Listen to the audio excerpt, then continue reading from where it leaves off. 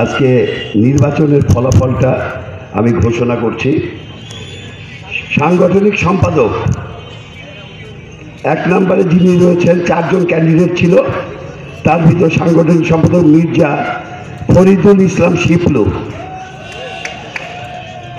এরপরে দ্বিতীয় হয়েছেন যিনি সাংগঠনিক সম্পাদক মোহাম্মদ শফিকুল ইসলাম পিটু, এবং আরেকজন বিজয়ী যিনি হয়েছেন তিনি সাংগঠনিক সম্পাদক মোহাম্মদ খালিদ মাহমুদ।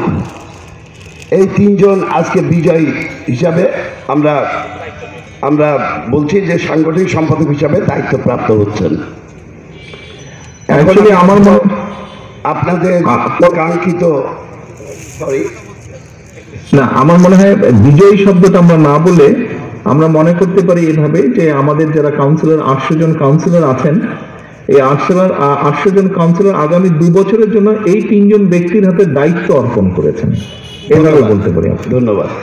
এখন এই 3 জন সাংগঠনিক সম্পাদক হিসাবে দায়িত্বপ্রাপ্ত হলেন আগামী 2 বছরের জন্য চুয়াডাঙ্গা জেলা বিএনপি।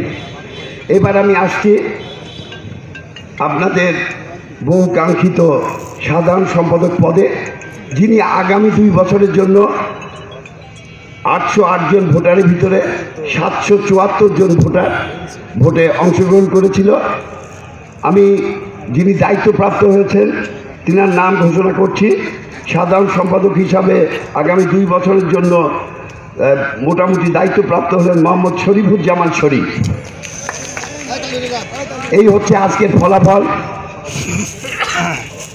এবং সভাপতি হিসাবে ইতিপূর্বে আমাদের মনোনীত হয়ে আছেন যিনি এবং নির্বাচিত হয়ে আছেন, উনি প্রথমেই নির্বাচিত হয়েছিলেন, ওনার ফলাফলটা এখন আমরা ঘোষণা করছি। উনি 2 বছরের জন্য সভাপতি হিসাবে দায়িত্বপ্রাপ্ত হয়েছেন আব্দুল হাসান খান বাবু খান। ধন্যবাদ। আপনাদের সুস্বাস্থ্য কামনা করি। আগামী দিনে আপনারা বিএনপিকে আরও আগিয়ে নেবেন।